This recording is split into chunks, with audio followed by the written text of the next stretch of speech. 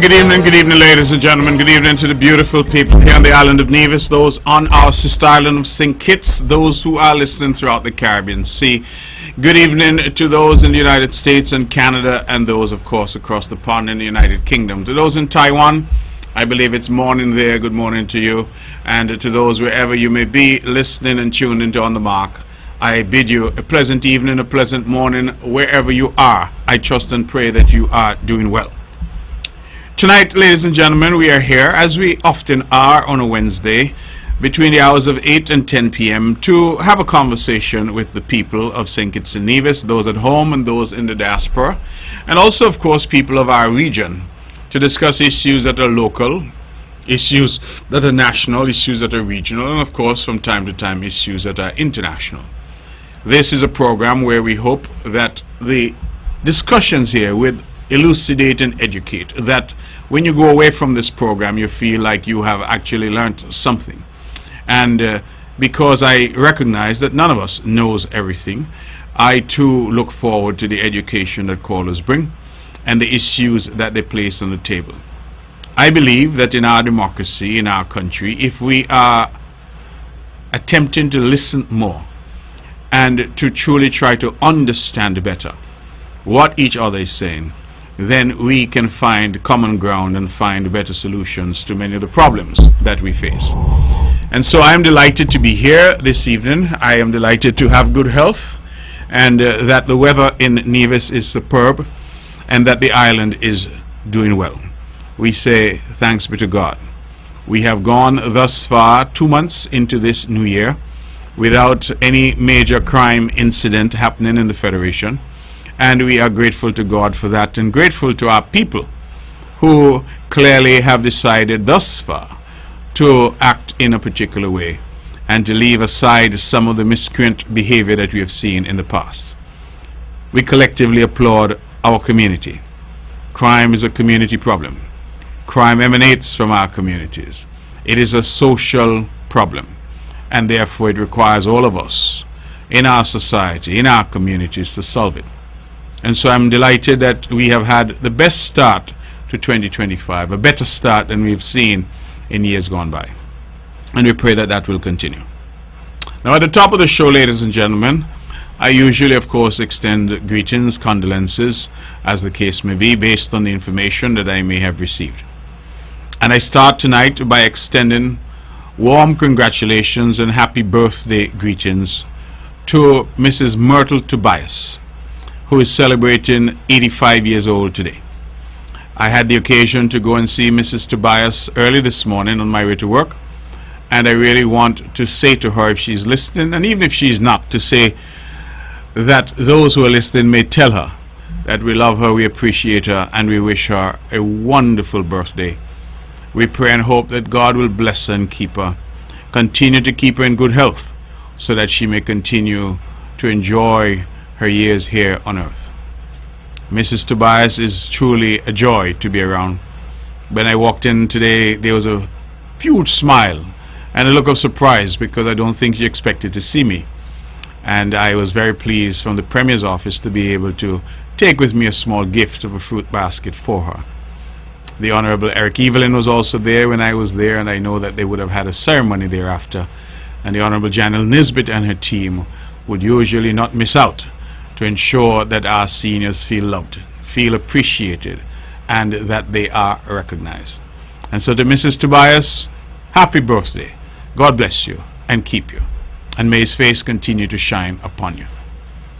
Let me, in the same vein, say happy birthday to Lloydie, Mr. Lloyd Payne, who is right there on Vice Avenue in the Bronx in New York. Lloydie, I don't know if you're listening, but if you are, please know that we here on Nevis send you our best greetings on your birthday, and that your family, especially your daughter Bernie, who reached out to me, has asked that I express to you their love and appreciation, their profound respect and admiration for you, and all that you've done and all that you continue to do. And so I would like to join them in expressing a happy birthday to you. And I know that Ray and Jerry and Trevor and everybody joins me in expressing a happy birthday to you Mr. Lloyd Payne, also known as Lloydie or Uncle Lloydie, right there in the Bronx. So Lloydie, if you're listening, happy birthday from the home circle and from all of us here at Von Radio. And while I'm wishing people happy birthday, let me reach out to our Cabinet Secretary, Mr. Stedman Truss, who's a quiet gentleman, not given to all the excitement, and I hope he doesn't get upset with me that I publicly tell everybody that today is his birthday. But certainly I would want to extend birthday greetings to Mr. Truss, who has really done yeoman service here in his own inimitable fashion. He has contributed significantly to the public life and the public service to which we are committed here on the island of Nevis. He has served as Cabinet Secretary now for several years, and he has done a marvelous job. And so, Mr. Truss, happy birthday to you. I trust and hope that you're out somewhere celebrating, and I wish you many, many more years of good health and abundant happiness. For others who are out there and who are celebrating, I may not have got the information, but let me join in expressing birthday greetings to you, anniversary greetings to you, and in fact, whatever the occasion, I join in extending greetings to you and wishing you all the very best. Conversely, for those who might be afflicted, those who might be hospitalized, those who might have lost a loved one, those who are struggling or going through some difficulty at this point, please know that my thoughts and my prayers are with you, and that we in this island support each other, and that at the end of the day we must always remain our brother's keeper and our sister's helper. And so I say good evening to all and welcome to this edition of On the Mark. Tonight, ladies and gentlemen, I normally try to give updates and let you know where we are and what it is we're trying to do. And I start out by discussing a matter which has arisen and which I feel needs to be ventilated. The Nevis Island administration that I'm privileged to lead has each and every year invested significantly in providing medical assistance to individuals who cannot afford that medical help that they need, to pay for the medical help that they need. The program that we've developed was developed specifically to help those who cannot help themselves. Those who know me know that I am of a view that government and government services, government assistance, government's hand up ought to be extended to those who need it. It ought not to be for those who can afford, but who decide that they prefer to put their weight onto the public. And so this particular program, our medical assistance program, has been in existence for some years. And there are occasions when we've spent almost $1 million on that program. There are other occasions when we've spent $300,000 and $400,000. But the bottom line is we've invested significantly and continue to invest. We used to have a maximum that we offered of $10,000 per year. And then we were forced to reduce that because more and more people started coming to the government as the insurer of last resort. We're now seeing that many people who are insured and have health insurance are nevertheless still coming to the government. Many of them are arguing that the insurance companies only pay by way of refund, and therefore they may not have the monies to pay up front. I just want to indicate to the public that this program, like all government programs, is designed to help those who need the help. That is, those who without this help would not be able to access the medical care that they need in order to save their lives or in order to treat some condition that they have. And I'm asking for the cooperation of our general public, because more and more it appears that once people hear that government has a program, notwithstanding they may have substantial sums of money in the bank or substantial income, they come to the government regardless. I'm asking you not to do that. Allow these programs to benefit the people who truly need that benefit.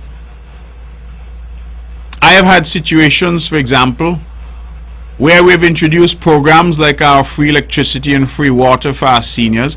Those programs had specific requirements It didn't just say that if you were 65, you automatically got free water and free electricity, because there are many people who are 65 who have millions of dollars in the bank, who have beautiful homes and lots of assets, and who have retirement income and lots of income that's coming in.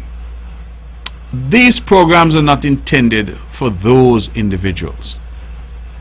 And I'm just asking our people to be reasonable and to understand that when the government, as a representative body of the community of Nevis, puts in place social programs on social safety nets, they're designed to help those who need that help.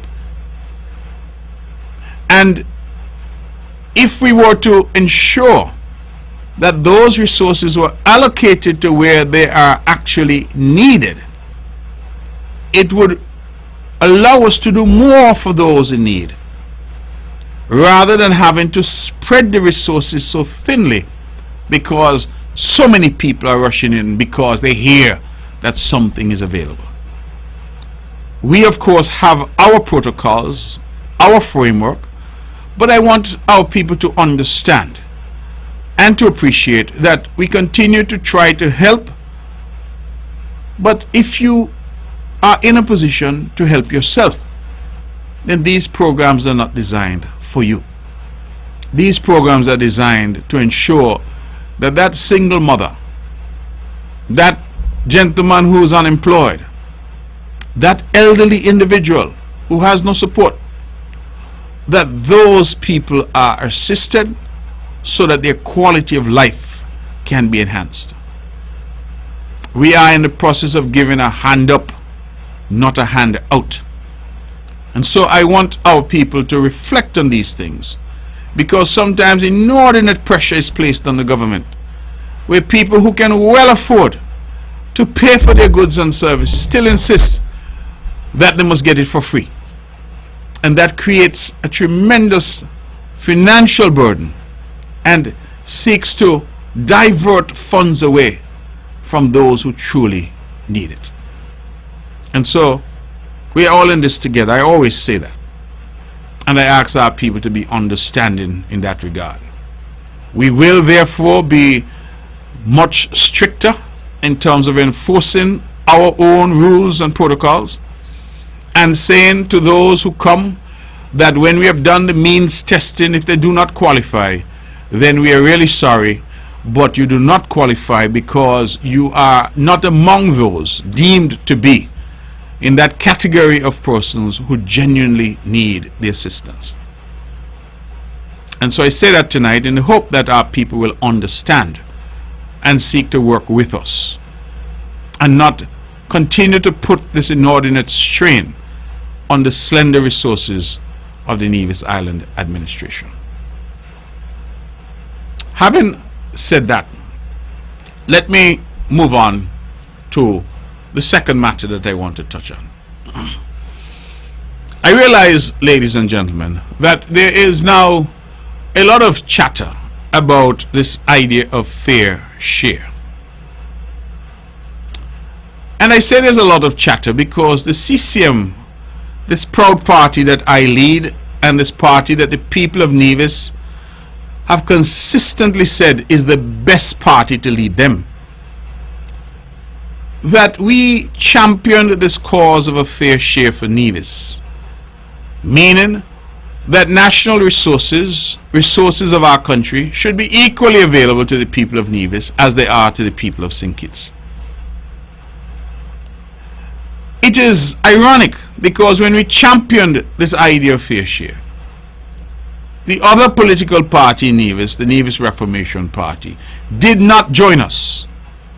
In fact, they mocked us. They criticized us. They said that we were begging St. Kitts. They said that we had become dependent on St. Kitts. They said that we were wasting resources, that if they were in office, they would do much better and not require anything from St. Kitts. Completely missing the point that the basis for the argument of fair share was that the people of Nevis were no less than their brothers and sisters on St. Kitts, and that it was unfair, immoral, and improper for those on one side of the country to benefit and those on the other side of the country to suck salt, especially where the revenue that we were most concerned about was citizenship by investment revenue. That was not due to any economic activity in the country, but rather was what they call non-tax revenue, flowing in like a mighty stream from outside. That was our concern. One would have thought that those who profess to love Nevis would join hands and say, listen, whether it's NRP, CCM, or who that occupies the office of the Nevis Island Administration, they have a duty not to themselves but to the people of Nevis whom they serve. And that duty should compel them to ensure that the people of Nevis had full access to the fruits of their citizenship. We were not and have never gone to St. Kitts as mendicants. We have never gone cap in hand to beg. We have said that we are citizens of this country, and as equal citizens we must be treated equally. And if you're going to take up citizenship by investment money to subsidize electricity for people in St. Kitts so that they can enjoy cheaper electricity, then why is it the people of Nevis are forced to pay fuel surcharge and significant costs for electricity when their counterparts in St. Kitts are being subsidized through the citizenship by investment program? If you're going to take up CBI money to fix roofs and give people new houses on St. Kitts, then why is it the people of Nevis should not equally benefit? Those were the arguments. But not once did we get any support from the opposition in Nevis on that matter. To the contrary, they opted to side with those in St. Kitts who were the very ones who were denying the people of Nevis their fair share. When the talking points were developed in St. Kitts, they're the ones who parroted those talking points. And suddenly, they started to say that we ought not to agitate over this matter. We were already getting too much. We were greedy. Every dollar sent to Nevis was $1 less for St. Kitts. You could imagine Nevisians subscribing to those arguments. My argument was, whoever happens to be in office in Nevis, let there be a fair allocation of the national pie, so that the people of Nevis and the people of St. Kitts can equally stand together as citizens equally imbued with all the rights and privileges of their citizenship. Stand shoulder to shoulder and said, yes, we are equally benefiting from all that the country has to offer, just as we equally suffer the burdens when difficult times come. I used the argument over and over. I said, when the Canadians imposed visa restrictions on the Federation of St. Kitts and Nevis as a result of difficulties within the same citizenship by investment program, they did not say only St. Kitts people will need a visa now because only St. Kitts people benefiting. They said the Federation of St. Kitts and Nevis. And so whether you are from Cotton Ground or Keon, you had the same burden of now applying for a visa. Well, how come when the monies came in from citizenship by investment, the man in Keon got, but the man in Cotton Ground got nothing? That was a simple argument. That is the fair share argument. Now there is no doubt, because the records are clear, that when the citizenship by investment program exploded in terms of becoming a significant revenue earner for the country, on or around the mid-2000s, 2008, 9, 10, that the people of Nevis got nothing from it. It was a matter that we argued about and agitated about. The NRP was in office in Nevis from 2006 until 2011, and then they stole another 18 months. So they were there until 2013. During that time, certainly from 2010, they also were in coalition government with the Labour Party. The Honourable Patrice Nisbet was the man who was sitting in the Douglas-led cabinet as Attorney General and later Foreign Minister. And all this money was banging dog, as we say colloquially, and Nevis got nothing. In matter of fact, whenever any money came over to the island of Nevis, it had a short word attached to it with major implications. That word was L-O-A-N, loan. Indeed, we all will recall that during that era, in fact it was on the eve of an election, that a mysterious $4 million came over to Nevis from the SIDF and went to the Craft House. Not to the Treasury, not to the Ministry of Finance, to the Craft House.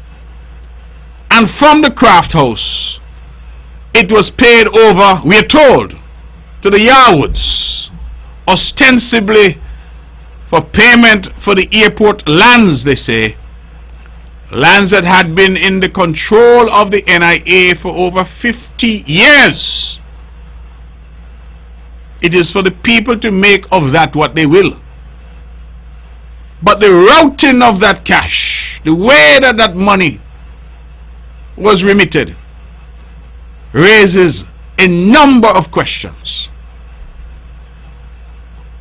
What is significant for the people of Nevis is that that $4 million was secured by way of a mortgage of the Vance Amri International Airport to the SIDF. And so that $4 million that came to the Craft House and ended up with the Yarwoods, at a time when we know where the Yarwoods' political allegiance lay, that money became a debt secured by way of mortgage. Our airport was mortgaged under NRP in exchange for $4 million. That was the nature of things. We said those things were wrong, and we campaigned and we fought, and then we got into office at the federal level in 2015. Now, what was the precursor to that? I was asked that question recently at my press conference, and I believe that it is worthwhile that my response at the press conference be used this evening to articulate the position as to where we were in 2015 and the evolution in that position since then. I will ask them to play that, and then I will come back to the matter after that is played. Now, the issue of fair share. Allow me a moment to talk to that issue, to speak to that issue, because I hear everybody and their cousin is now using language that perhaps I'm responsible because I popularized that language of fair share. And many have had various things to say. But I think that everything that we do in life and say in life requires context. There was a time when three political parties, People's Action Movement, the Concerned Citizens Movement, and the People's Labour Party, entered into something called Team Unity. And Team Unity was entered into on the basis of certain mutual promises and commitments that were made and that were reduced into writing. There was a document called the Charlestown Accord that was signed by Timothy Harris, the leader of PLP, Vance Amory, the then leader of CCM, and Sean Richards, the then leader of PAM. I was not a signatory to that agreement, but that agreement was signed, and I'm pleased to say, and I hope history will record, that I actually drafted the agreement.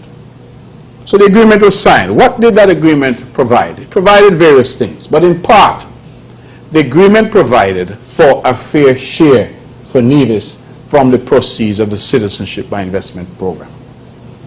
It spelled it out in terms that the people of Nevis would get a share of the Citizenship by Investment proceeds based on population. That's what the agreement said. And that agreement, let me reiterate, was between PLP, PAM, and CCM.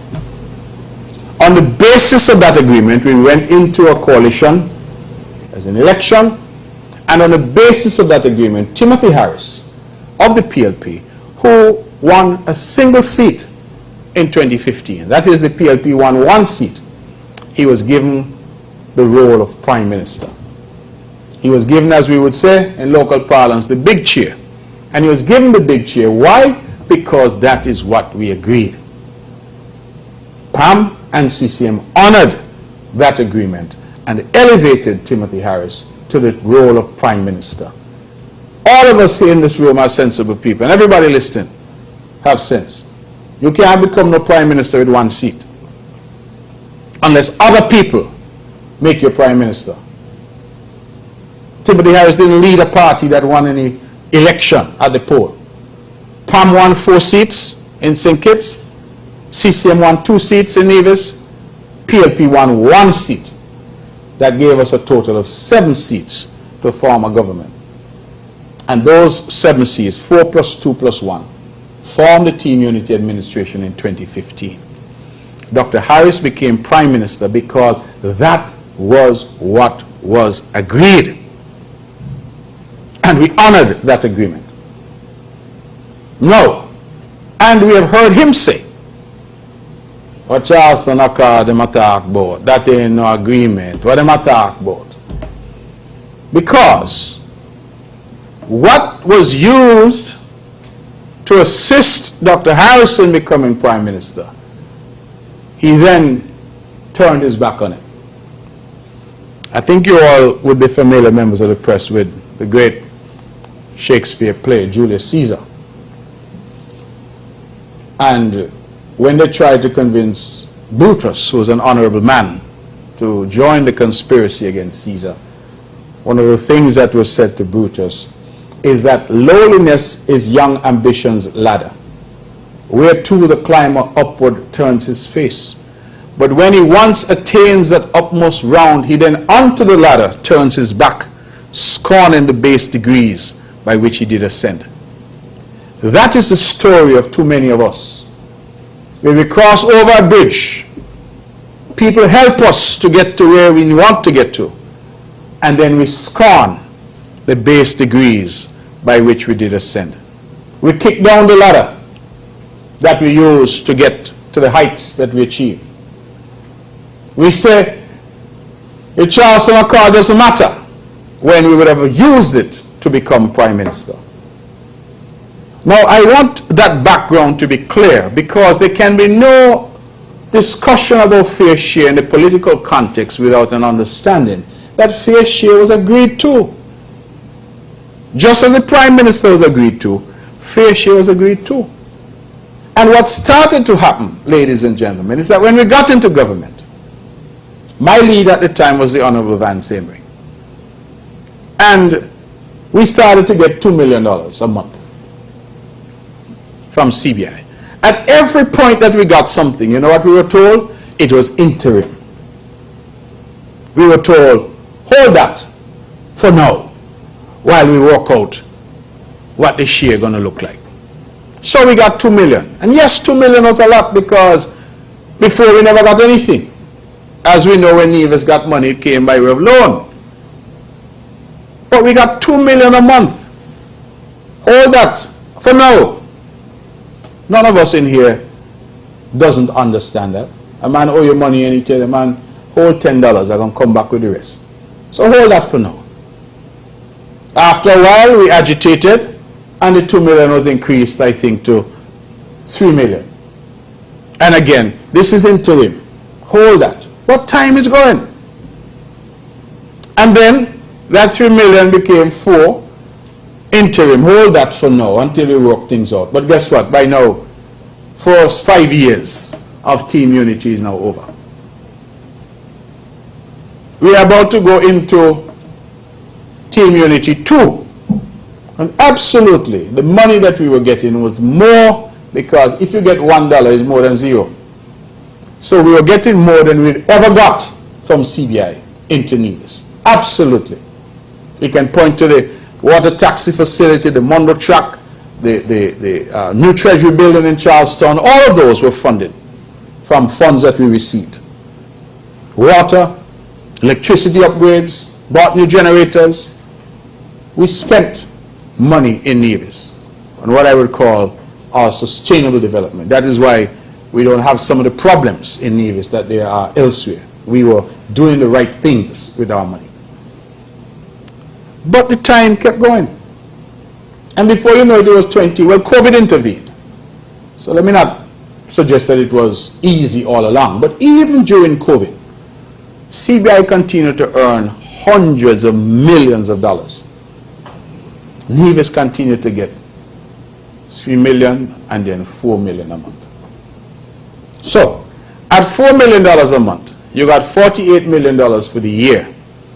Even if, as in some years, CBI brought in $600 or $700 million, Nevis only got the 48. And we kept being told, hold on to that. It's an interim measure. 5 years gone. We were distracted for 2 of those years by COVID. But then the election of 2020 came. The PLP now won 2 seats in St. Kitts. TAM held on to 4 seats, and the CCM, for the first time in its history, won all the seats in Nevis. So where we had before 7 seats, we now had 9 seats in the National Parliament. And I was now the leader of CCM. By 2020, I was the leader. And I therefore was the one who took the party into that election. And I said, no, you see this thing here, the Charlestown Accord, this is the basis on which we are in this thing, you know.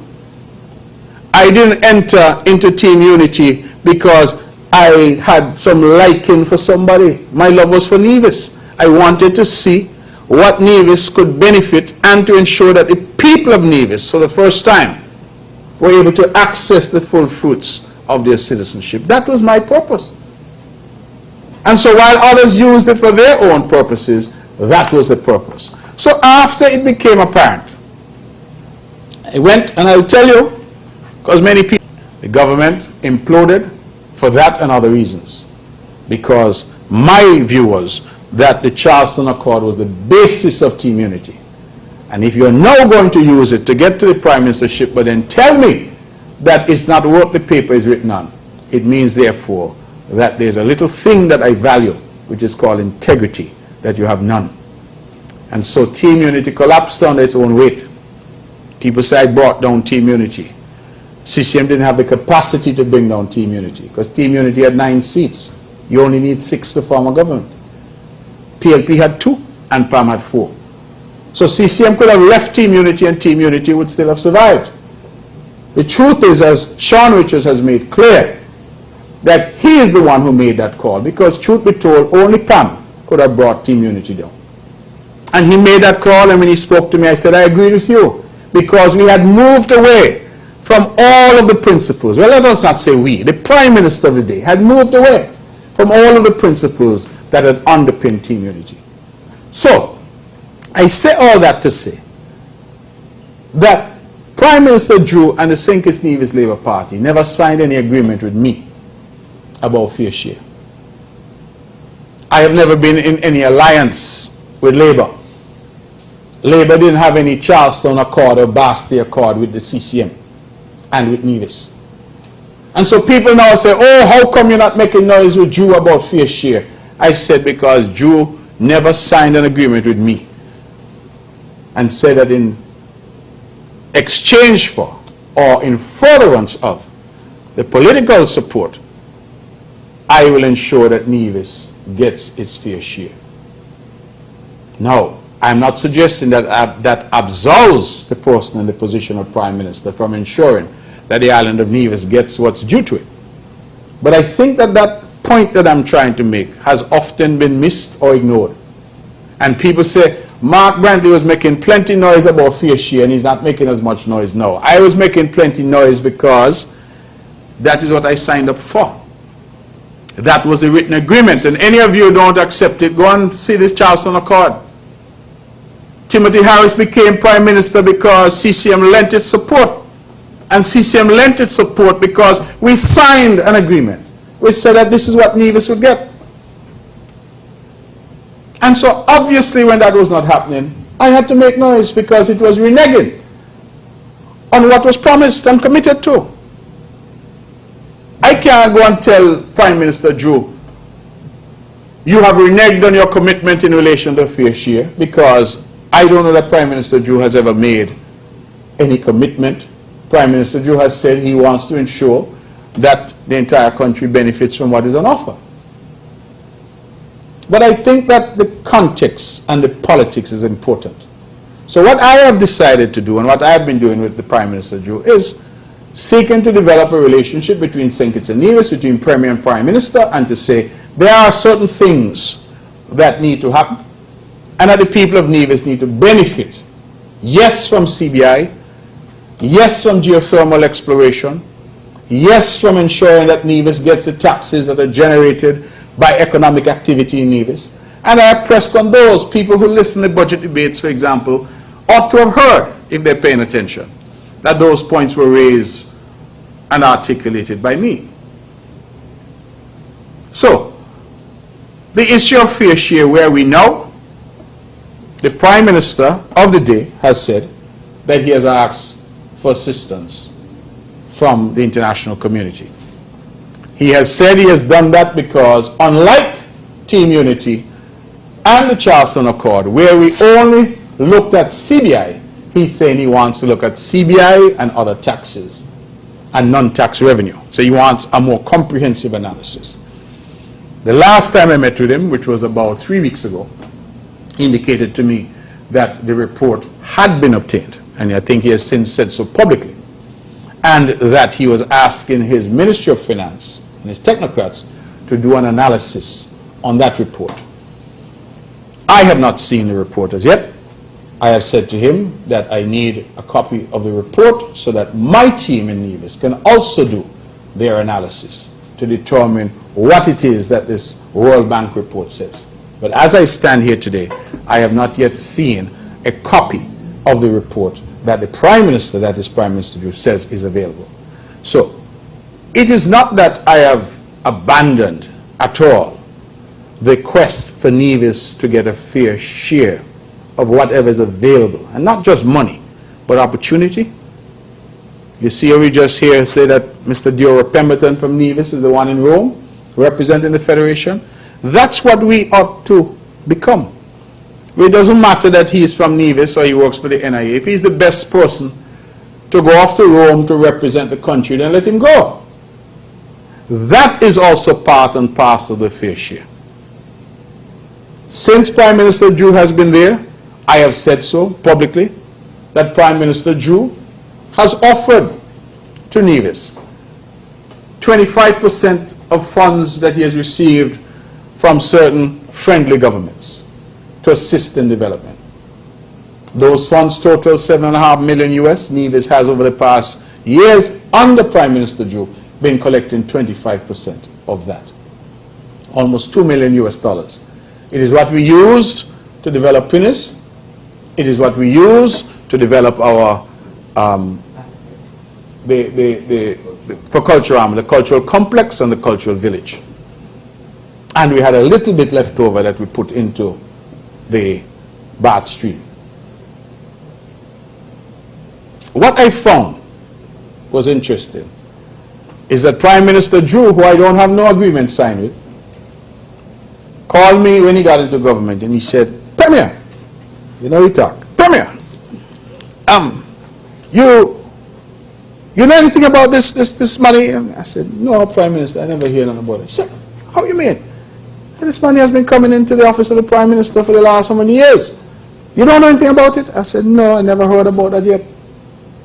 He said, well, from now on, Nevis will get 25%. That's a Prime Minister who I don't have no agreement with. That's a Prime Minister who I'm not in cabinet with. The one that I had an agreement with and the one that I was in cabinet with was collecting that money every single year, and the people of Nevis knew nothing about it. What he used the money for, I don't know. So when people start this comparison and say, oh, this and that, I say, listen, if Nevis got $100 billion under Team Unity, we deserve that and more because we are the ones who put Team Unity in government. Without the 2 seats in 2015, there could be no Team Unity government. And that was the agreement. We had it in black and white. This is what we would do. We honored our part and elevated a man with 1 seat. I remember our regional leader said to me, some at a conference, and he said to me, boy, y'all really give a man with 1 seat the big chair. And I said that was what we agreed. But you see, in politics, there's some people who have principle, and there are others who have none. And the principle is what led us to ensure that Dr. Timothy Harris became the 3rd Prime Minister of this country with 1 seat. And you realize, since Team Unity mashup, we've gone back to 1 seat. And I suspect that he's going to stay at 1 seat. Because there is no strength. There's no strength. CCM went into Team Unity with 3 seats in 2020. 2 in 2015, we increased it to 3 in 2020. 2022, after Team Unity collapsed, CCM came out with the same 3 seats that we had before the collapse. What does that tell you? What does that tell you? It tells you that for the people of Nevis, the Concerned Citizens Movement was still the only choice. People's Action Movement had 4 seats. They ended up with 1. PLP had 2 seats. They ended up with 1. So everybody lost ground except CCM. So it really speaks to the strength of the parties that were in Team Unity. The difficulty that we had with the PLP is they started to believe their own nonsense. And you took 1 seat, you elevated that 1 seat, and that 1 seat started to believe that he got there on his own. So no tell him nothing about no Charles. So Charlestown Accord I talk about. Me don't hear nothing about that. The ladder that he used, he now scorned the base degrees by which he did ascend. And so that's why he over somewhere in Taba pasture, he gonna stay over there. Right? That is the reality of what has happened. So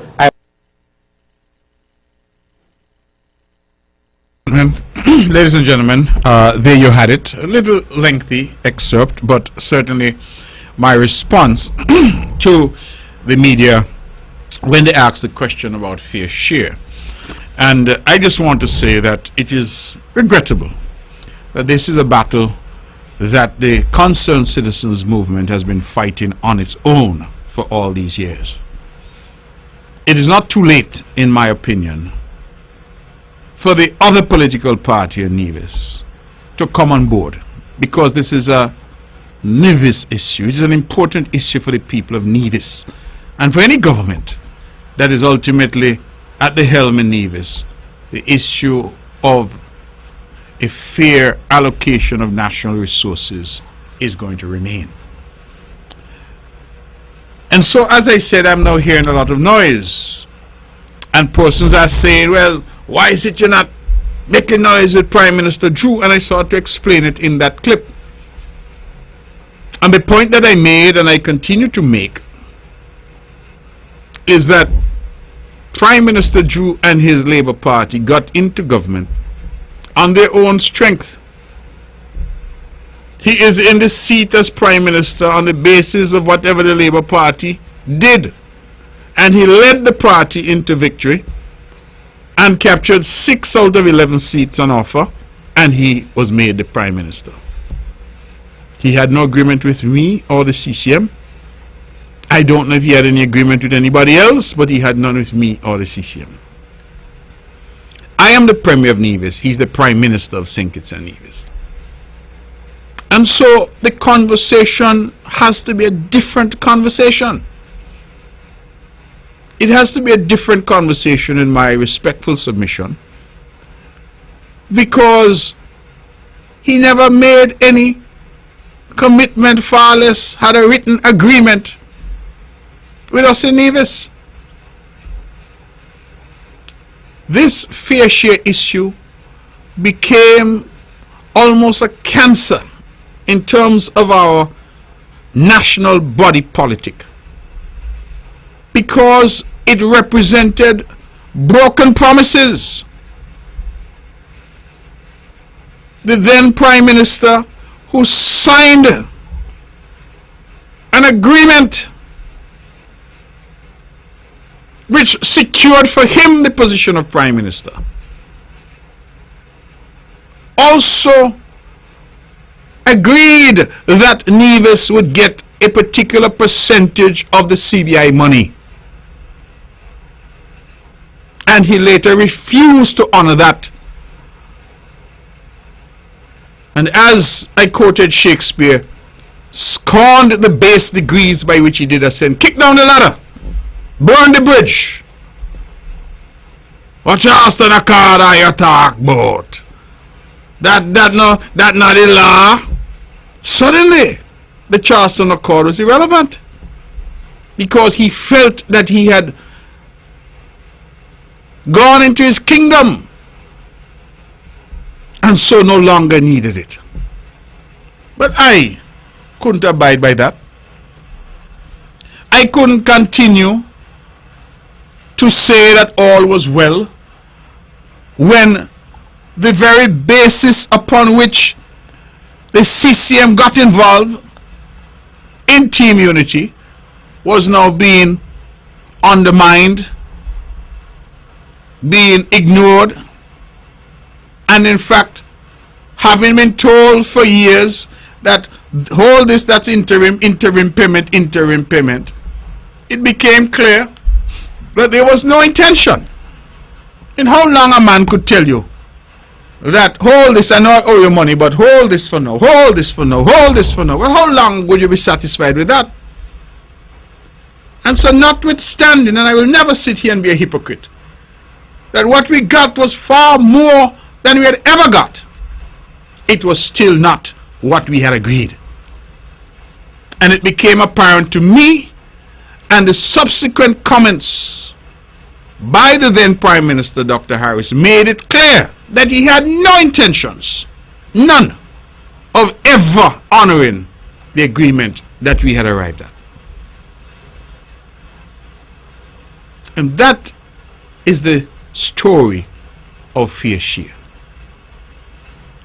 That is the betrayal of the people of Nevis on that issue, and an issue that I fought for because we agreed, and an issue that I am still fighting for, albeit that my fight now is a different type of fight. But it will never go away so long as I am involved in politics on this island of Nevis. And I believe that my colleagues are as passionate as I am on the CCM side that this issue has to be resolved. Let us be clear that this issue has to be resolved. But the tone of the debate, the basis for the agitation, is different in quality. It's qualitatively different, because the fair share argument of old was based on a political agreement that had been arrived at between 3 political parties, through which the support of Nevis and the CCM was obtained, and which was later betrayed. And when I see that the same man who betrayed that agreement and betrayed the partners in Team Unity and betrayed Nevis, has now become the financier-in-chief and puppet master-in-chief for the NRP in Nevis, I say that that is unfortunate. It is terribly unfortunate, because we should never side with individuals who have said openly and clearly, they have not left it anymore to our imagination or to our intuition. They have said it plain as day. Every dollar sent to Nevis is a dollar less for St. Kitts. And you, the people of Nevis, have been described as greedy, and all you all want is St. Kitts money. I don't know how CBI money is St. Kitts money, because the passport that I have says St. Christopher and Nevis. But you were told that the money is St. Kitts money, and that by demanding a fair share for the people of Nevis, that I and my team were greedy, and all kinds of things were said about us. And when all that was said, the NRP jumped up, and they joined that discussion. In fact, I listened to a tape just the other day of their deputy leader, Dr. Patricia Bartlett, saying, "What fair share, that's a fake argument." That's what she said. She don't want nobody tell she not more no fake argument, no fake fair share argument.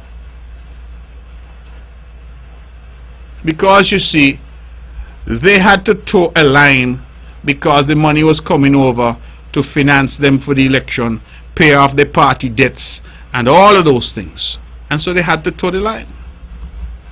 And you had some people who had been around the CCM, who I kick out of the party, who were now acting as liaisons. They feel I don't know, you know. They feel I don't know. But I assure the public that I know. Who were acting as go-betweens. That is what was happening. And so, ladies and gentlemen, I'm going to open the lines now. Take your calls. Of course, on this show, we can talk about what I have talked about, or we can talk about whatever you want to talk about. But I thought it important tonight to spend a little time, because I hear now this rat-a-tat-tat, rat-a-tat-tat, a cacophony of sound and fury about fair share. I hear NRP now and its leader talking about fair share, and Mark Brantley didn't do enough, and Mark Brantley is this. And my simple question is, what is your moral authority to speak to the people of Nevis on the issue of fair share? Where were you when the battle was hot? And we were leading the charge on the CCM side for the people of Nevis. Where were you? And the evidence will show that you were in the pocket of the very man who denied the people of Nevis their fair share. That's where you were. I heard them say, "Don't send the money to Nevis. Mark Brantley wasting the money." Yes.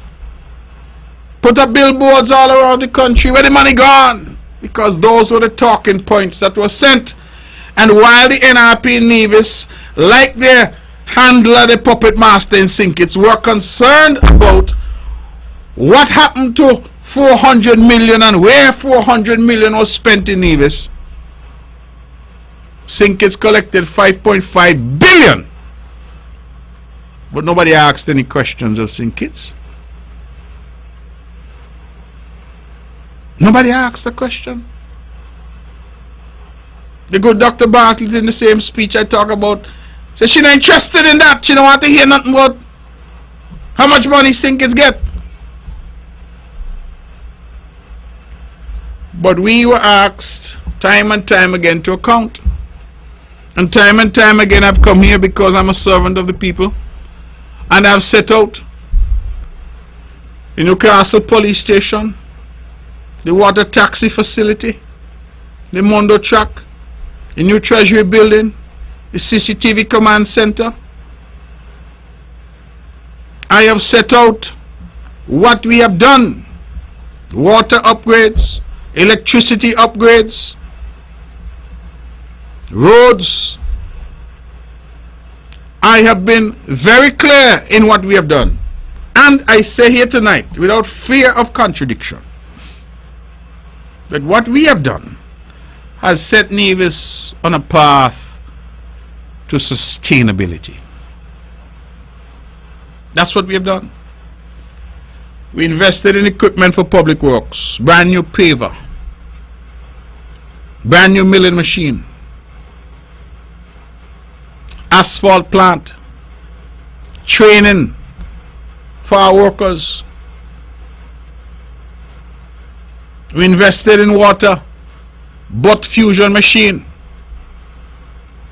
new equipment, heavy equipment, to put us in a position that we can better undertake our roads and various projects that we're doing. They ask what we have done with the money. But because of our wise investments in Nevis, those same equipment and manpower were able to go to St. Kitts recently to help to build roads in St. Kitts. That's what we have done. We got about 8% of the money. St. Kitts kept 92% of the money.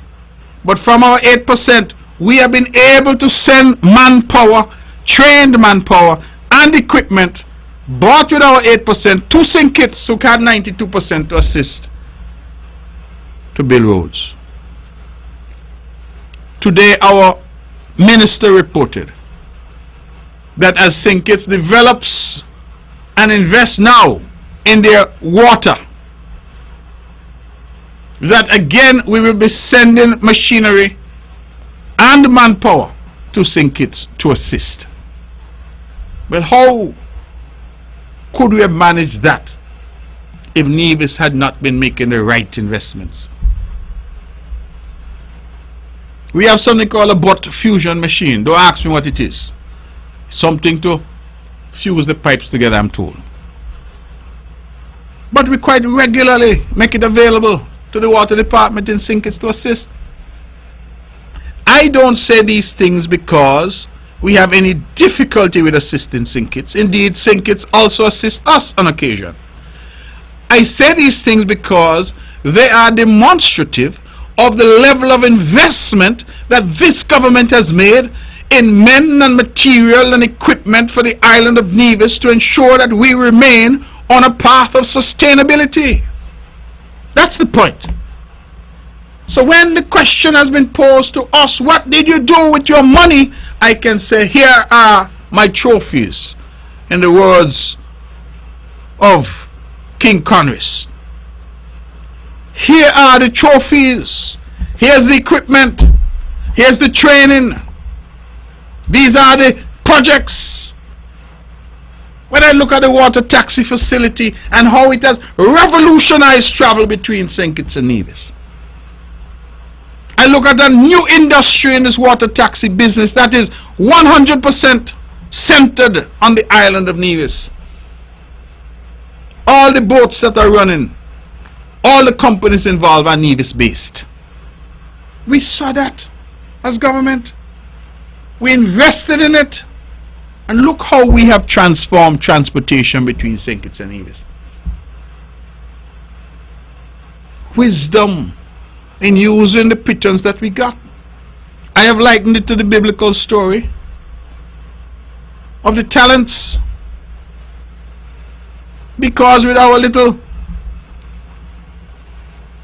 few talents, we didn't hide them under a bushel. We didn't take them and go and squander them and waste them and gamble them away and drink them away. We invested them in the sustainable development of this island. And that is why, praise be to God, there is no place on Nevis that has water problems. None. Every community on this island is served by running water 24 hours a day. People in Nevis now don't know what it's like to catch water. In fact, just recently I was in a conversation and the young people don't even know what it's like and what it means by standpipe. The old water dams that we used to have and the old standpipes where people used to go with their bucket. When I was a child growing up down Hanley's Road, I had to wake up at 5 o'clock in the morning, walk up to Market Shop from Scarborough. And I was a little boy, so I could only carry what they call a gallon pan. That's a paint pan, paint tin. Those bigger children, they carried a larger kit or bucket. And I always used to talk about these brave, proud Nevisians, poor people to be sure, but proud. We used to go in a group and sing songs and chat and imagine walk from Scarborough up to Market Shop, catch water, and then walk from Market Shop back down to use that water then to bathe and get ready, and then walk back up to Market Shop to Chapel School, and then walk back down to go home at the end of school. That was our life. And I remember those elegant seniors who used to have a bucket on their head with something called a wad, which was cloth, which was put into a wreath like and placed on their head so that the bucket would not crush their skull. And many of them would walk from Market Shop with a full bucket of water on their head, and sometimes 2 pails of water, one in either hand. And then to prevent the water from sloshing out of the bucket as they walked, we used to put some leaves on the top. That was our shared experience. And that is now a thing of the distant past on the island of Nevis. Nevisians don't know what it's like to bathe out a bucket anymore. They don't. They don't know what it's like when water come on to run and fill up kit and fill up bucket and fill up bottle because they know it's going to go off. We have passed that. But it did not happen by accident. It happened because of this government, its planning, its execution, and its eye to sustainability. That's why it happened. So when the question is posed, what have you done with your money? I say, well, look around, because you have to be deaf, dumb and blind not to be able to see, to feel and to experience what has been done on the island of Nevis. We had some persons here doing a consultation for our tourism industry recently. And when I looked at their report, one of the things that jumped out at me is they commented on how fantastic the infrastructure on Nevis is. Roads, water, electricity. How fantastic the infrastructure is, and they expressed surprise because they thought a small island like this was so far ahead of other islands in the region in terms of our infrastructure. Where the money gone? It went into infrastructure. Where the money gone? We had 2 years of COVID.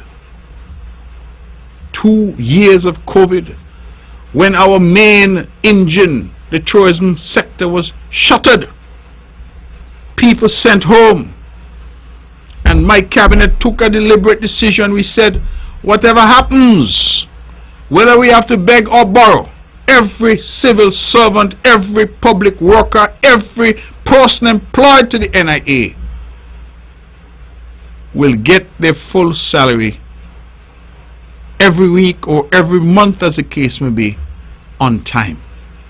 Because we recognize, ladies and gentlemen, that sometimes the wife might be working in government, but the husband is a taxi driver. The husband is a farmer or a fisherman. He dives lobsters. So while the wife is getting a salary from government, the husband is dependent on the tourism sector. And that close. Sometimes in some households, 3-4 people work at 4 seasons. No income. And so we said, what we can do is those who are working with government, we make sure. Even though we had lockdowns and sometimes for weeks people didn't work, we made sure everybody, every week, every month as the case may be, got paid on time and in full. And we used monies that we got from the Citizenship by Investment program to do that. And we borrowed money to do that. And it will be for the historians to judge whether we ought not to have done that and allow the people of Nevis to suffer. Allow people on this island to starve. Allow people on this island not to be able to eat during COVID because we as a government say that we are going to furlough people and send people home and do all the things because we have to tie our belts. And I will forever remember that during that period of time, and I give them praise because sometimes people forget that every member of the cabinet took a salary cut. And in my case, I took no salary at all for the entirety of the COVID period. And every member of the cabinet took a salary cut because we understood, we empathized, and we wanted to show the people of Nevis that when you're in leadership, you must also be sympathetic and understanding of what people are dealing with, and you must share in their pain. And that's what we did. We led from the front. Oftentimes when you hear the discussion and the people conveniently forget those facts. We weren't saying, let us grab what we can for ourselves. I went without a salary as Premier of Nevis for the entirety of the COVID period. And my colleagues in the cabinet all agreed voluntarily that they would take a pay cut. Things were rough here on the island of Nevis. Things were hard and difficult. But now some people look back and they don't even remember COVID. They don't even remember for 2 years the island was practically closed down. But you know why? The island had good leadership. The island had sound and sensible and prudent leadership during that period, to the point where we went through that period of time and some people perhaps didn't even realize, because we kept the engine running, we kept the train on the tracks. And they say that is the mark of good leadership. It's when the oceans are rough but you don't feel the boat rocking. That's the mark of good leadership. And the oceans were rough, brothers and sisters. But we sailed this majestic ocean liner called Nevis through those rough waters. And that's what we did. So when the questions keep coming at us, the attacks keep coming at us, I have no doubt that we can hold our heads high and say, this is what we did. And that is why today we are in a much better position than many of our neighbors, because we did the right investments with a view to the long-term security and sustainability of our island of Nevis. Let me go to the phone and take this call. Good evening, you're on the mark. Good night, Honorable. Good night, brother. I like how you're speaking. But what you trying what on me for? For water, you got a water problem. When you trying water, you trying what I mean, no? Man, I'm not trying to throw any word. I say you trying what we have water problems down here. And you hear that's about your water. And you hear that water turning off and then kind of thing. I say, you heard the Premier?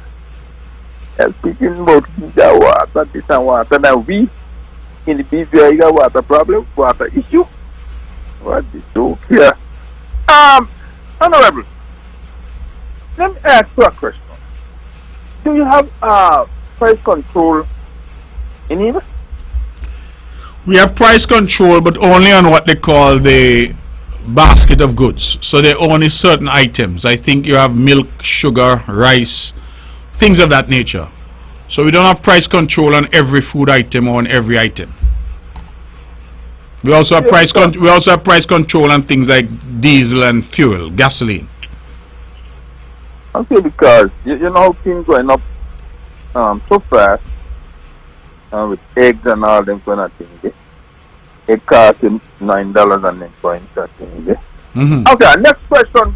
You ever sit down and what are the waterfront and think about pulling it up and make in the area bigger? Well, the project has been suggested. We have not really advanced that idea, but the idea has been suggested that we do some land reclamation in Charlestown to expand the city. And I have not ruled it out, but of course that is not for us now a priority. We have other pressing matters that we're trying to deal with. Our hospital, for example, is a matter that we are trying to deal with. We are now looking at some further upgrades to Nevlec and of course our geothermal resource. Those projects I think are far more critical that we get off the ground now than a massive reclamation project. But that project has been mooted. We have just not advanced it, and I'm not ruling it out at all, because I do believe that we will at some point need to expand our capital. Yeah, because really it's small, it's really small, yes. And I think that we need to really look at this too. But I tell let me call you because you hear train with a me, you don't hear that to turn off water. And you did talk about you showing up and you water. So I tell let me give you a buzz. Well, I'm grateful for that, because as I said, our investments here were done to the long-term benefit of the people of Nevis. And people now maybe take these things for granted, because in Nevis now when you turn on your pipe there's water. If you turn it on at 1 o'clock in the morning, at 4 o'clock in the morning, at 4 o'clock in the afternoon, at 8 o'clock at night, there is water. And not only water, but we have upgraded all of our distribution systems. So you're getting water busting down your pipe. The pressure is right. So we have those issues here on the island of Nevis, and I believe that we can be proud that as a government we have revolutionized the water system, transformed it to such a way that we can now stand tall in the region, not just locally, in the region. So I'm happy you're calling from another island to say what the situation there is, because the people of Nevis don't have those types of concerns anymore. Yeah, because our water have to turn off 8 o'clock. Well, Until it come back on 5 o'clock. Okay. Right. In the morning. So we have had our own troubles and problems, but as a government we have worked to solve them. And that I think is sometimes goes unnoticed, because as I said, water taxi pay in Nevis. There's a lot of talk about it. The opposition was not in favor of it. But now I see them use it every day. I jump on a boat sometime and I can't get seat on the boat because they're filling up the boats. But they were opposed to the project. So who now in Nevis will be so bold as to say the water taxi facility has not transformed transportation between these islands and created a business model, created an industry for the operators and boat operators over there at Wally? Sometimes when you have a vision, my brother, you just have to do the work and allow the vision to unfold, and then slowly you see people who were your harshest critics, they start to come around. They're not going to say thank you, they're not going to say job well done, but they're using the facility. We just had a sports day here, and they invited from Anguilla the Albina Lake Comprehensive School, which is the only high school in Anguilla. And those students came, 20 something of them, And I am advised that they were astonished at the infrastructure they saw here, because Anguilla doesn't have a Mondo facility. They don't have no track for the students to run on. Montserrat doesn't have any. Dominica doesn't have any. But Little Nevis has. And sometimes we are so quick to destroy and to attack and to denigrate, not realizing how far ahead we are in some areas than some of our contemporaries and some of our surrounding islands and neighbors. And that is why I am saying to Nevisians, feel proud of what we've accomplished. Whether you're in RP or CCM is neither here nor there to me. Be proud of this island and what we have accomplished.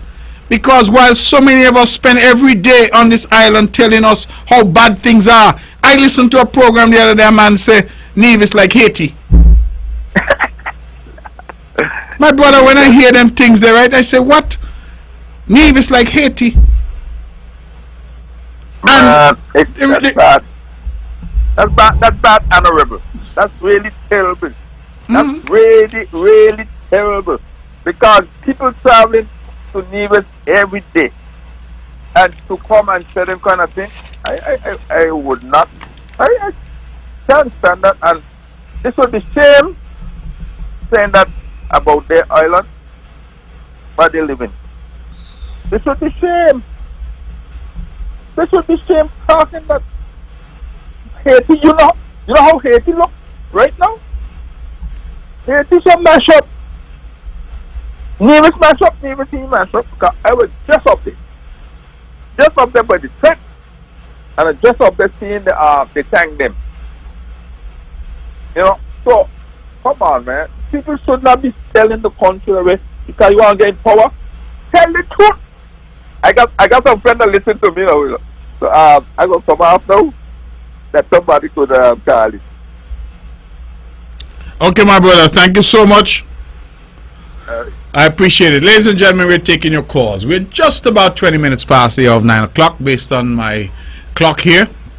And it therefore means that we have ample time to take as many calls as possible. So let's go to the phones, and I ask you to keep the calls live and lively.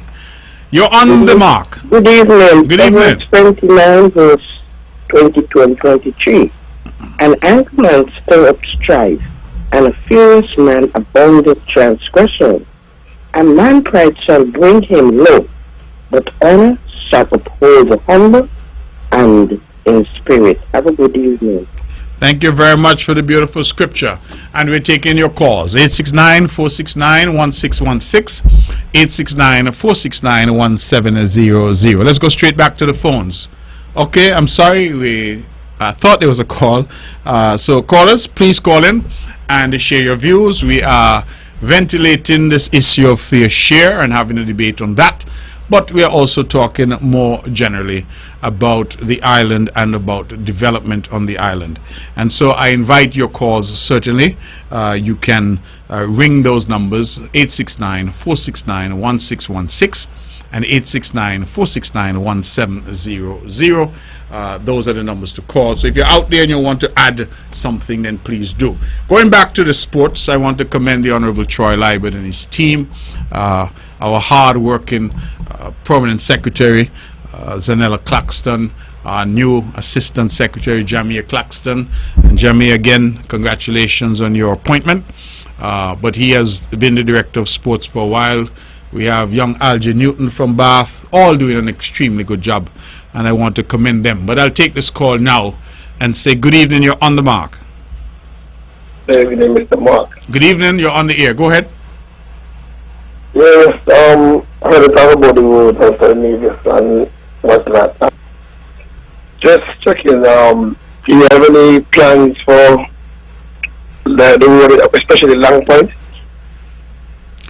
Yes, the road in Long Point requires some resurfacing. You're talking about the main road going to the port? Yes, sir. Yes, it does require some resurfacing. It is not on our list of projects to do at the moment. What we've been doing with it is trying to patch it to get a little bit more life out of it, because we have some other projects which we are planning to prioritize. So the people in Upper Brown Pasture That's a road that we have committed to, that we will hopefully start soon. And we have committed to do some work on the church ground, come around to Hamilton Road.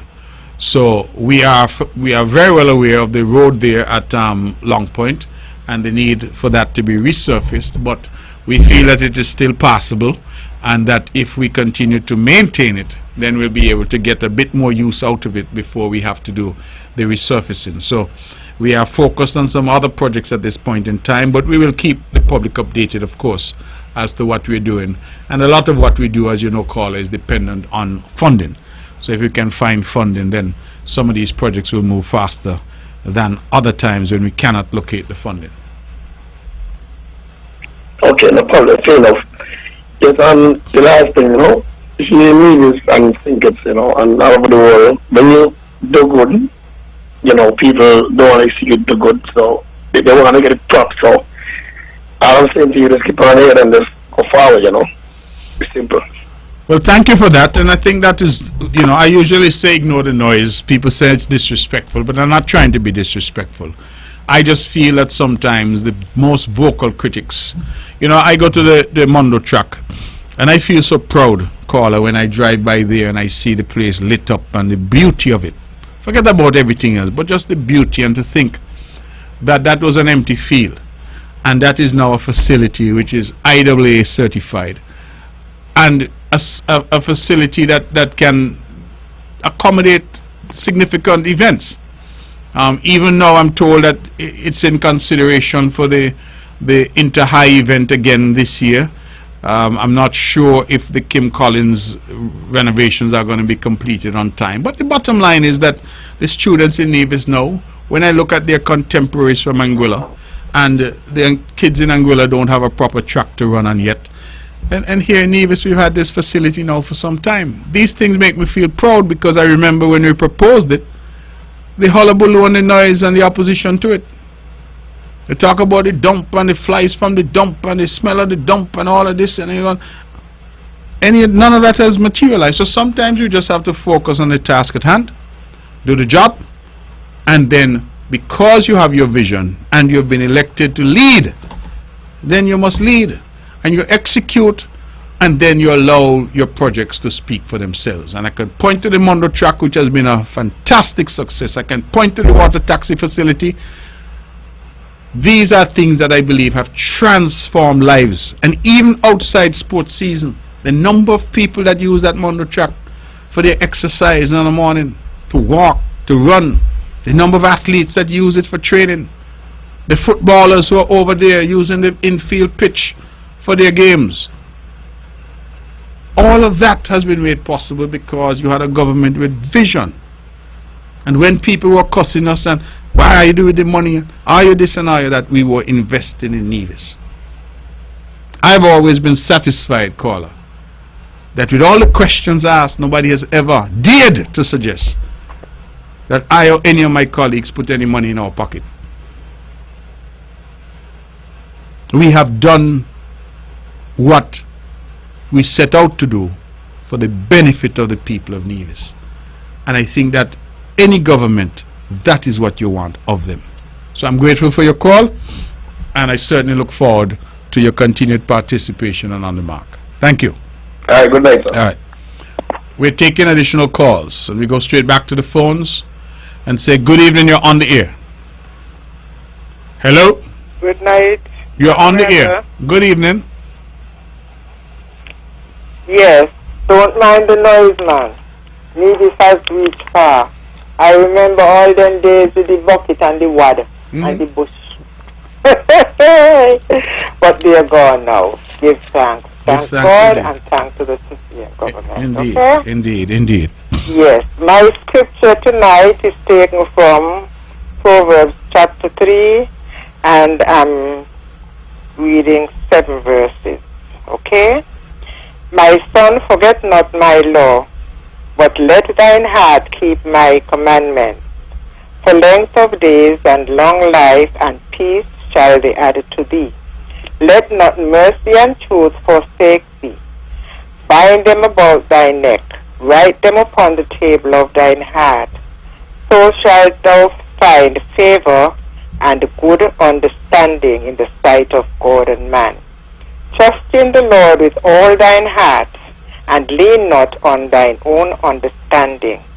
In all the ways acknowledge him, and he will direct thy paths. Be not wise in thine own eyes. Fear the Lord, and depart from evil. Again, that's the reading of the scripture. That's the word of the Lord. Okay? Have a good night, and God bless. All right. Well, thank you for that beautiful scripture. And as we say, thanks be to God.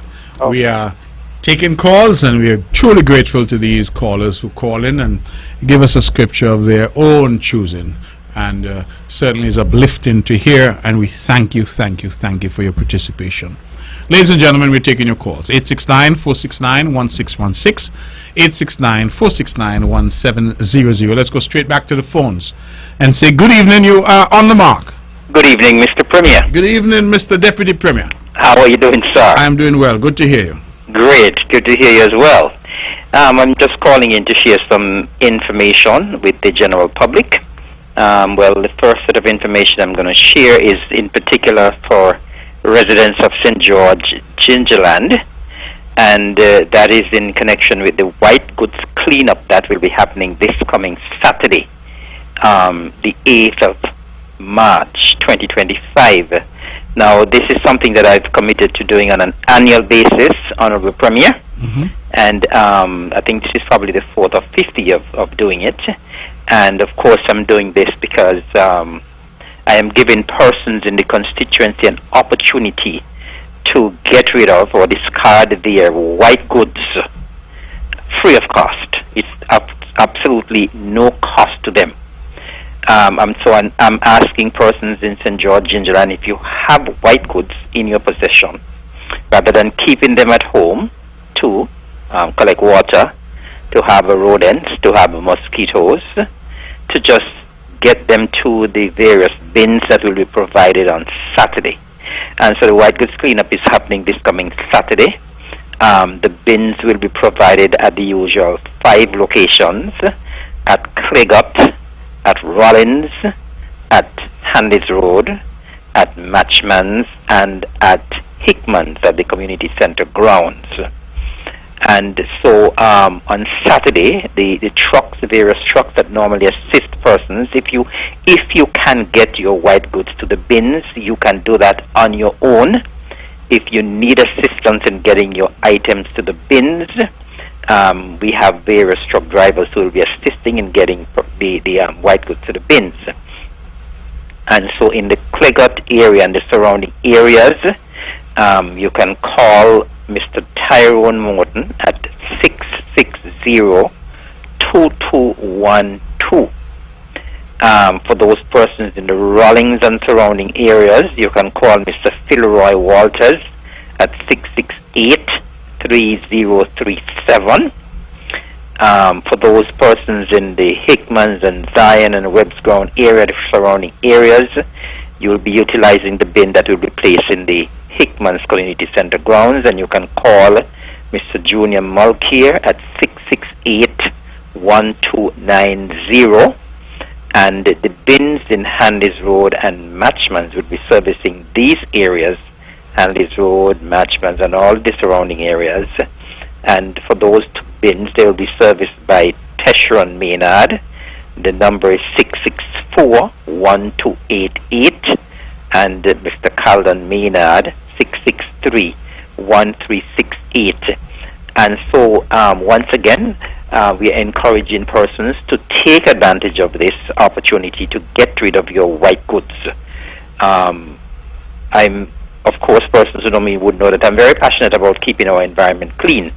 And we've had the practice of this indiscriminate dumping, where persons are dumping their white goods, their old refrigerators, their old stoves and so on, in the guts and in the waterways. We want people to desist from this practice, and so this opportunity is created for you to be able to get rid of your white goods. And as I said, it's absolutely no cost to you. And so, as I said, the bins will be provided. They will be most likely will be there from Friday evening, and so First thing Saturday morning, you can take your items to the bin. As I said, if you are in a position to take them, you can do that yourself. And if you're not in a position to take them, you can call for assistance. And if you call these numbers and you're not getting a response, you can also call me to get assistance in terms of taking your items to the bin. Before you go on to your next point, could you just remind the public what you mean by white goods? White goods are things like old refrigerators, old stoves, old washing machines, old television, old microwave ovens, those bigger items. Okay. Those are what we refer to as the white goods. Okay. So all of those items, I know we are living in a society now, we are living in an era now under the Premier, where people change their stuff very often. You know, I was talking to someone and the person was saying, nowadays if people even have one of their burners on the stove not working, they dump it because people can afford now to buy a new stove. So I am surprised every year at the number of items that we have. Even though this has been going on annually, we still get a lot of items every year. And so, as the Honorable Premier, the white goods are the things like the stove, the washing machine, the refrigerator, the microwave, the television. Those items are what we refer to as the white goods, because you would not put those in the regular garbage for what the truck would pick up every week. So these are items that would not normally go in the regular garbage, and so we're making a special arrangement for you to get rid of those items if you have them at home. All right? Yeah, you were making another point. Go ahead. Yes, the other point I just wanted to give a reminder to vendors who will be vending at the Agri Expo, which will be taking place on the 27th and the 28th of March at the ETW Park. Time is flying very fast, and I can't believe we are almost at the time of the expo. We are already in March, or 1 week has gone already. Unbelievable. And so we just have another couple of weeks before we converge on the ETW for the Agri Expo. And of course, we know what a fantastic event that normally is. And of course, it's shaping up again that way for this year. And so I just wanted to remind vendors who will be vending there that the registration will close next Friday, the 14th of March. And we have a lot of persons who tend to always wait for the last minute. And then after registration closes and they go to the agriculture department and they can't get in, they will probably come down to my office or call and say, well, I need to get in. So I'm asking you to please, because we need to work the logistics out. And to work the logistics out and the plan out, we must ensure that you register and you register on time. And so we remind persons that for food vendors, you pay $300 for registration. Ornamentals and cosmetics, you pay $175 for registration, and that is for the 2 days. And for craft and farmers, you pay $150 for registration. You go to the Department of Agriculture at Prospect to register, and you go there and you take your cash and you register there. I also want to indicate at this point in time that the usual domino competition will be taking place. And from last year, we would have started to do a preliminary round. And so the preliminary round will be taking place on the 22nd of March, Saturday the 22nd of March, at the Friends Bar in Bath Village. And then the quarterfinals will take place on the first day of the Agri Expo. That's on the Thursday the 27th. And then the semifinals and the finals will be taking place on the final day of the Agri Expo. That's on Friday the 28th of March at the ETW Park. I think registration fee is $75 per team. And the domino players, you know who you normally register with, so you can ask to register. I think the prizes are first $1,500, second $1,000, third $700, fourth $300. And of course, apart from the domino competition, we'll have all of the usual exciting stuff that we normally have at the Agri Expo, everything agriculture and otherwise. And so we are inviting persons out to come out in their numbers as usual. But this in particular, I want to remind persons who want to register that next Friday, the 14th, is the deadline for registering for the Agri Expo. And just before I go, Honorable Premier, I just wanted to join you in extending birthday greetings to Ms. Mary Tobias, who made 85 today, and also to our Cabinet Secretary, Mr. Truss, Edmund Truss, and of course some belated birthday greetings to our latest centenarian on Nevis, Mrs. Geraldine Stimmons Berry. And everybody's saying how fantastic this lady looks for 100. And when you reach that milestone, you ought to be celebrating for a month or even more. So Mrs. Geraldine Berry there at Church Road, congratulations, heartiest congratulations. What a wonderful, wonderful celebration that was on Sunday. But Eric, I see I saw Mrs. Simmons dancing to the masquerade, and I confess I couldn't believe it at all. Trust me, a lot of people can't believe it either. I couldn't believe it. Just since you have responsibility for culture and you're on the air, I was sent a note to say that there's still 2 openings left for Miss Culture 2025. Yes. And you're inviting people to apply. Yes. And let me say as well, yeah, we still have 2 slots available for Miss Culture Queen Pageant. Of course, our quota is already full for Miss Culture Swimwear and Mr. Cool. Thankfully this year, without nudging persons, we had more than enough, so we had to do an actual elimination. But we still have 2 slots available for Miss Culture. And I must also indicate here that this year we have actually gone up in terms of the age limit. And so the age range is from 18 to 28 for Miss Culture Queen Pageant contestants. And so we know we have a lot of beautiful and talented and educated young ladies on Nevis. And so the call is out. We want at least 2 more contestants for Miss Culture. And so we're asking you, young ladies, if you're listening, kindly go to the Culturama Secretariat. If you don't have, even if you don't go, make a call and say, listen, I'm interested, I'm coming to register. And so we're asking young ladies, eligible young ladies, to step forward so we can have our full quota of contestants for Miss Culture. And of course, registration is now open for all of the other competitions that will be taking place for Culturama 51.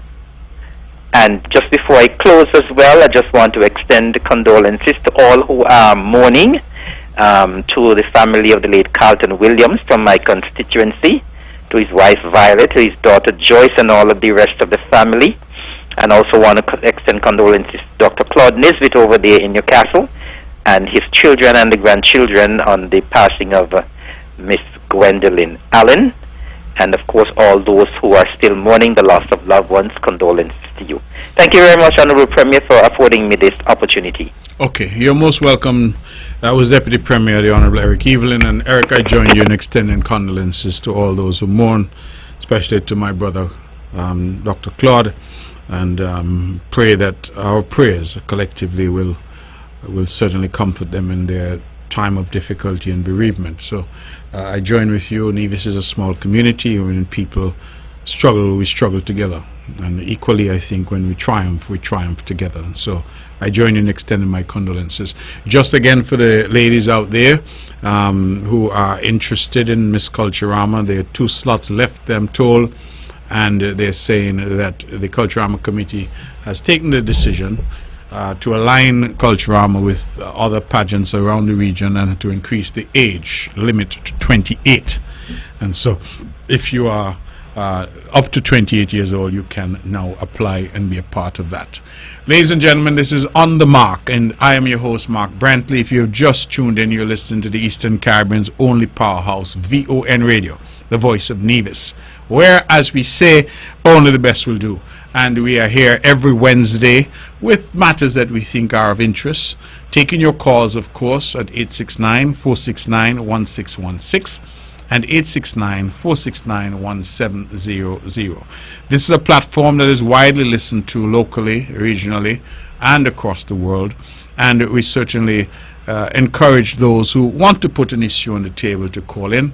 We have about 20 minutes left, which means we can take a substantial number of calls in that time. And we go back to the phones now and say good evening. Hi, good evening, Yes, Premier. good evening. You're on the air.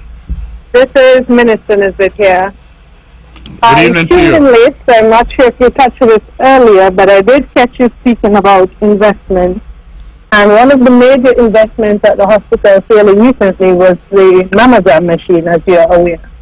So I just wanted to take this opportunity to highlight that in honor of Women's Month, which we are celebrating here in March, the Ministry of Health, in collaboration with Gender Affairs, has opted to have yet another round of free screening. So we'll be having some free screening at the Alexandra Hospital from the 10th to the 14th of March.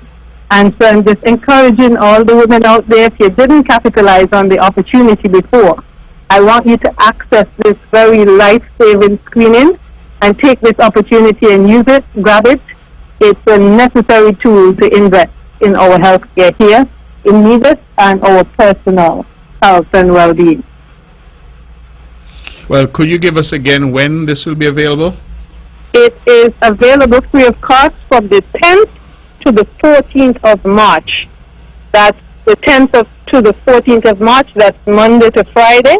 And from 8 a.m. to 4 p.m., those are the regular hours at the hospital. So you can just call the hospital at 469-5521, extension 6750, and book your appointment as usual. A key point, however, is that these do require a doctor's referral, but in the event that you may not be able to afford a private doctor to get this referral, we also have doctors available at our health centers across the island where you can access those doctors free of cost and get a referral if that is necessary for you as well. So therefore, cost ought not to be a consideration at all. Cost cannot be a consideration in this instance. Okay. All right. Well, thank you very much for that, Madam Minister. I appreciate that very much. And No problem, sir. yes, thank you. This again a good indication of investment that is paying dividends for the people. We know that breast cancer is of concern, and that mammogram is a equipment that can allow us to get early detection, and we also know that if we get early detection, we can save lives. And so that's Madam Minister General Nisbet, our young Minister of Health, and through her team they're making free mammograms available to the general public from March 10th to 14th that week, and we are asking you to go to the hospital and access the service for free. Let's go back to the phones. Good evening, you're on the mark. Hello? Yeah, good night. Yes, you're on the air. Yeah, I would like to say good night to everybody up there in St. Christ. And aggressive down here now. Oh, aggressive is here? Yeah, why aggressive? What's up, man? And ISIS, good night. All right, brother. Hey, man. Yes. I just how you know. You listening, you say? Okay. All right, thank you. Okay. All right, we continue to take your calls. It is quarter to the hour of 10 o'clock. We have 15 minutes left. Just going back to the previous caller, Madam Minister General Nisbet, and the fact that mammogram services are available at our hospital. Again, a significant investment in state-of-the-art equipment that was made by this government at our hospital. We have, of course, invested in a CT scan machine in partnership with the Drahi Foundation. We recognize that the St. Kitts, they have now commissioned their CT scan machine, and we welcome that. And the two machines are the same, 128 slice Philips machines. We commissioned ours, I think, 2 years ago. St. Kitts has now commissioned theirs, and so the Federation is well served having these diagnostic tools. This government continues to invest significantly, and here again we are offering free mammogram services as part of Women's Month, and that is happening from March 10th to 14th at the Alexandra Hospital.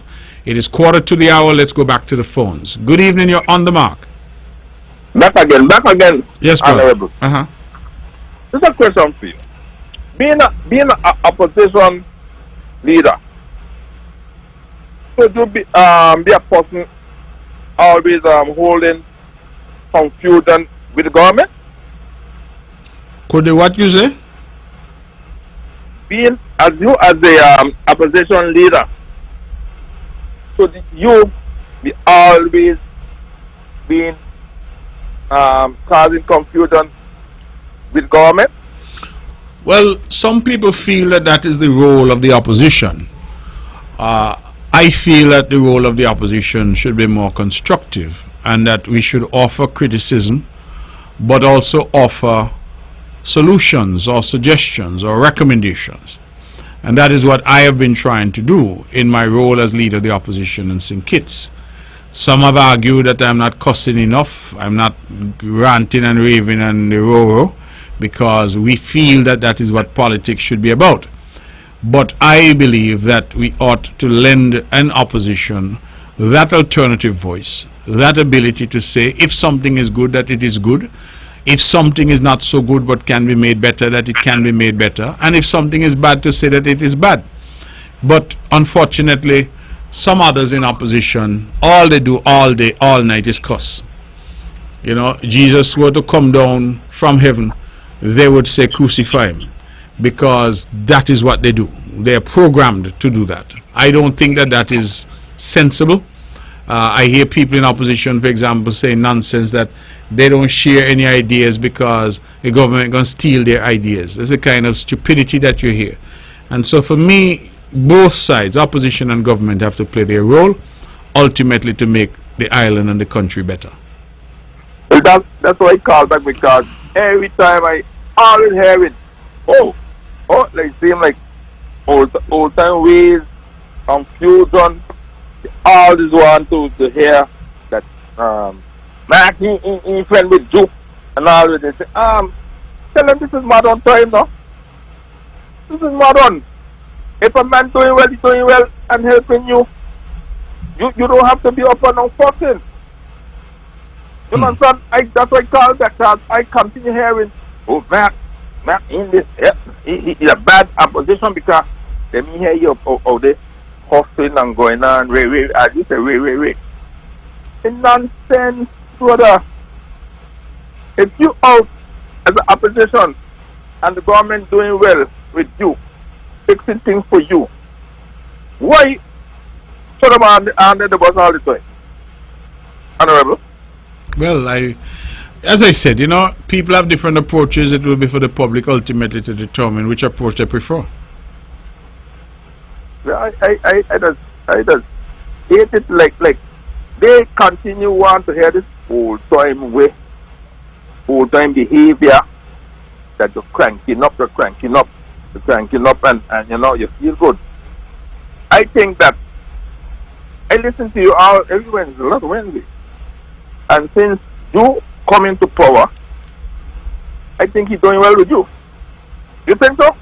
Well, we have definitely been working to develop a relationship, and I think that on some issues, and I have said them plainly, Dr. Drew has been very, very good in terms of engaging with Nevis. He has said to me that his approach is that the people of Nevis should not be left out, and thus far I think in the main he has definitely demonstrated that he's serious about that commitment. There are some issues that remain unresolved, like the fair share issue. He and I have been talking about it. We are now at a stage where he says that he is in receipt of the report that he asked for from the World Bank, and we anticipate that that report will be in our hands in short order, and we'll continue to work, because at the end of the day there has to be a relationship between the Premier and Prime Minister. It is necessary, because if they are at loggerheads, then the country suffers, and the island of Nevis suffers, and the people of St. Kitts and Nevis suffer. So I feel that there's a need, and I have been trying to approach my role in a mature, sober and sensible way, where I have disagreed with Prime Minister Drew on any policy prescriptions, and I invite people all the time to look at the debates, listen to the debates in the Parliament, listen to the budget, right? Where there have been shortcomings, I've pointed them out, but I have not just come with criticism. I've also come with my own ideas and suggestions. They may or may not take them on board, but I have found that this government, certainly, the government side, in the parliament has been very receptive, because even sometimes we debate bills and they will go back and change, adjourn and change based on representations made by us. So some see it as a forum for cussing. I was born down Henley Park, I grew up in Brownhill, and I don't believe nobody in the world could cuss better than Brownhill and Henley Park people when they need to. But cussing, as you know, at the end of the day, what does it achieve? Right? You want, when you're in a position now, you want to be able to say that you have made some strides. And I was in a unity government, for example, for 7 years. The same Charlestown Accord I spoke to also promised that we would develop geothermal. And again, that was undermined to the point where they said in the end that they would develop geothermal on St. Kitts, even though all the science said that there was no geothermal on St. Kitts. And interestingly enough, they signed an MOU with a company out of France called Terranova, I think they were called. And then the company sought to get an agreement signed, and when I was I was slipped a copy of the agreement because these things were held confidential. I was slipped, and one of the provisions in the agreement is that St. Kitts could not buy any geothermal power from Nevis. And I like what you said earlier on, that money was coming to Nevis for a lot of time while you were in unity and you wasn't getting it. How come you were sitting down with a cook? Well, that's bad, man. That's bad. That's what I really call about because I listen to you speak about these issues, because I have some friends here listening to me. Well, you don't come and read about. This is an issue that you speak frankly, and I like about you as a premier. You means no word. Like some can't speak out because they look at that. They may get no vote tomorrow. Well, so you have to tell the people the truth. Tell the truth, and I think be honest and direct with people. Some will be turned off by it, but I think at the end of the day, I also have to sleep comfortably at night. That I did my best, and if sometimes I offend people with my tone, I certainly apologize. But one thing nobody will be able to say is that as the Premier of Nevis, I lied to them. Right? I have always come. If it's good news, I have come. If it's bad news, I have come. I have been direct, I've been honest, I've been open. And that is why, you know, I have had this show now for 20 years. When I became Premier in 2017, my advisors tell me stop the show. They said don't go on there because no other leader is exposing themselves every week to 2 hours where anybody could call in and ask anything. And I said no, it's important that I continue to engage with the people. Because this is, for example, you are not on Nevis, but you have an opportunity to call in from wherever you are. So these are things that I think are important, and I will continue to do things the best way that I know how. It will be for the historians to judge and for the people of Nevis to judge whether they are satisfied with the development and the progress that we have seen during my tenure and those colleagues that I am privileged to work with. But I'll say this. Anybody who says that Nevis is not moving forward, Nevis is not developing, Nevis is not prospering, is not telling the truth. Anybody who is continuing to say nothing happening in Nevis is not telling the truth, because up and down Nevis, my brother, you can see what is happening. I come and this road where my wife uncle from. No, the road long. The road very long and it's smooth. It looks good. Of course. But Honorable, let me tell you something. As you said earlier, I listened to a person calling and ask you, what you doing on the radio at the same time when you win Premier? You know, because some people feel because you come Premier, you can be, that to show you how a lot of us is. You feel we divide ourselves from the people. And you into it. You know what I'm saying? And I never give you a lot of tip on, tip up. For me, like it. But we have a good track down here too, you know, Premier. Mm-hmm. We have a good track down here too. So if you think you're showing off and your track, we got a good one down here. All right, brother. I'm not sure enough. I'm happy that we can all develop. All right? Okay. Yeah. Thank you very much. We have 5 minutes left. We're taking your calls. 869-469-1616. 869-469-1700. I want to again encourage our women to take advantage of the free mammogram services that are going to be offered at the Alexandra Hospital for the week of March 4th, I think, to 10th. Is it March 4th to 10th? March 4th to 10th. I encourage, not March 4th, March 10th to 14th, forgive me, 10th to 14th. I'm encouraging our ladies to take advantage. These services can only have been made possible because of our investment. You see how I want to go back? You know, we invested in mammography machine. We invested in machinery for public works. We invested in machinery for water department. And we're not just investing in machinery, we're also investing in training. Let's go back to the phones. Good evening, caller. You're on the mark. Hello? Hello? Yes, you're on the air. Go ahead, please. Mark, good night. How are you? I'm doing well. We're running out of time, so you have to be quick. Yeah, I'm going to be quick. This is your friend from the Virgin Islands, St. Thomas. Let's call to say you're doing a good job, and I'm very proud of you, and I talk very proud of you every time.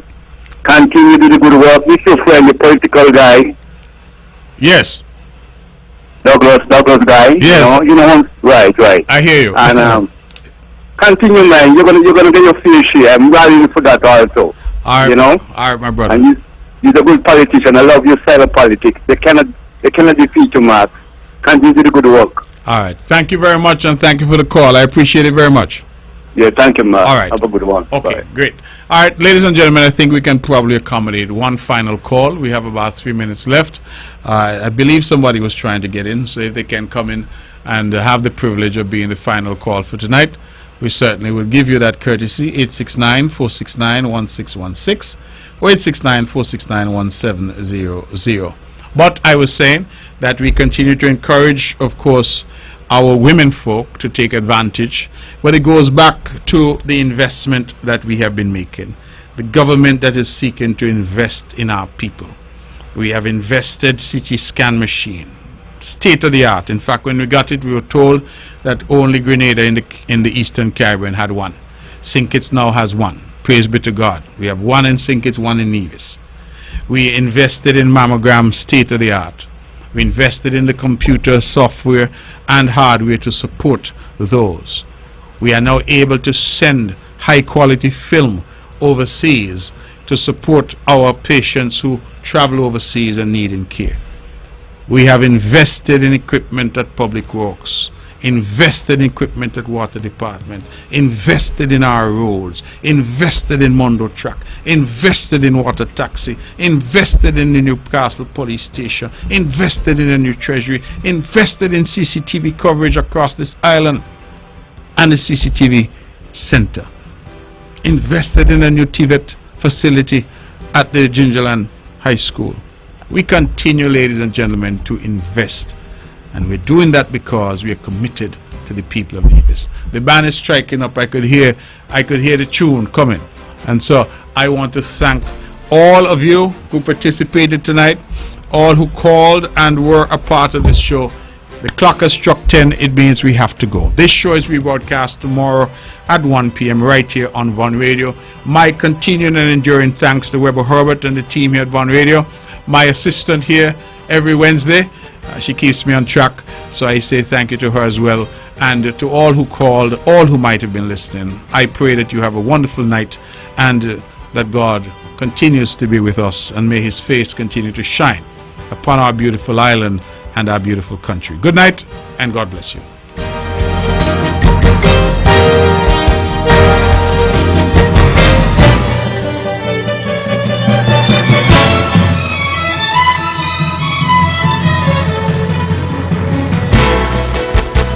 The Views and opinions expressed on the preceding program were solely those of the participants and do not necessarily reflect the views of the Nevis Broadcasting Company Limited or its advertisers. With all the power